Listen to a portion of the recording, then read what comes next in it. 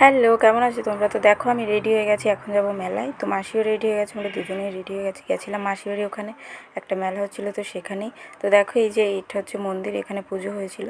তারপর ওখান থেকে চলে গেলাম সোজা, যেখানে হচ্ছে এই যে এখানটায় অনুষ্ঠান হবে। তো অনুষ্ঠান যেখানে হবে তার পাশ দিয়ে আমরা সোজা চলে যাচ্ছিলাম মেলার মধ্যে। তো চলো মেলায় যাই, তোমাদের দেখাই কীরকম ভিড় হয়েছে মেলায়।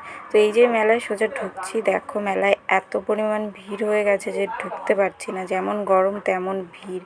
তো দেখো ঢোকার সময় এই যে জিনিসগুলো কি সুন্দর হয়ে উঠেছে।